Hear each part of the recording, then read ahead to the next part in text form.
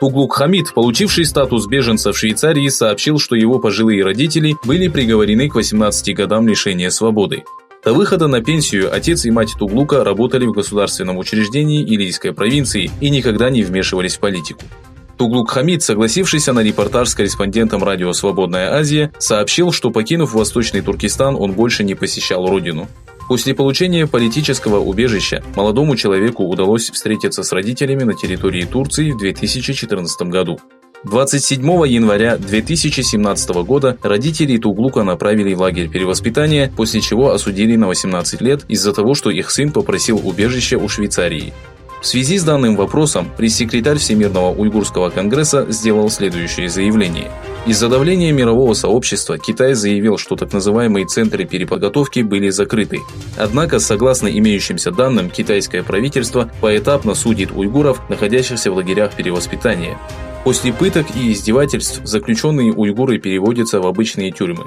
Все заявления Пекина относительно улучшения обстановки и закрытия лагерей являются ложными.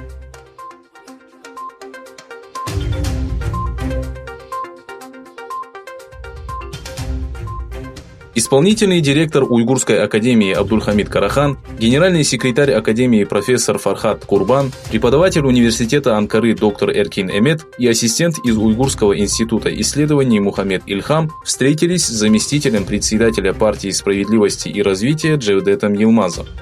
Делегация предоставила Джевдету Йылмазу, являющемуся одновременно и главой отдела по внешним связям партии, документы и факты о репрессиях, устроенных Китаем, положении уйгуров, проживающих в Турции, и пути решения их проблем.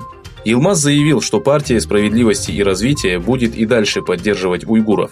Делегация также посетила офис депутата партии националистического движения от города Мерсин Олджая Кылавуза.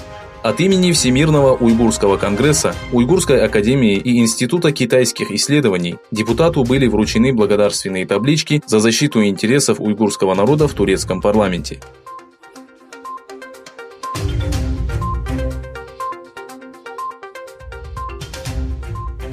В рамках движения народной дипломатии Союз неправительственных общественных организаций Восточного Туркестана провел совместные работы с мусульманскими общественными организациями. 13 января офис Ассоциации просвещения и солидарности Восточного Туркестана посетили представители организаций Валах, Абим и Global Peace, прибывшие из Брунея и Малайзии. В тот же день Союз провел встречу с главой комиссии по правам человека при Исламской организации сотрудничества Ахмедом Аззамом.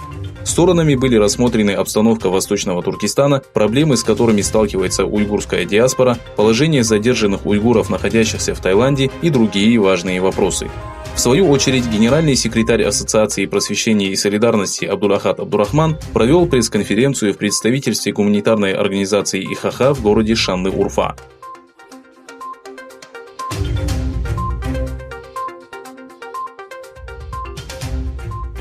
По сообщениям South China Morning Post, в рамках первой фазы экономического соглашения Китай обязался импортировать американскую продукцию на сумму $200 миллиардов.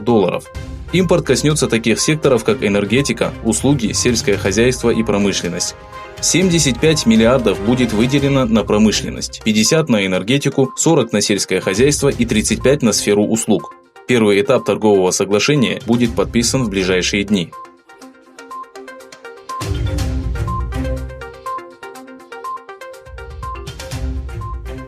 Шесть человек погибли в результате обширного обвала дороги, произошедшего недалеко от автобусной остановки в городе Синин провинции Цинхай, расположенной на северо-западе Китая.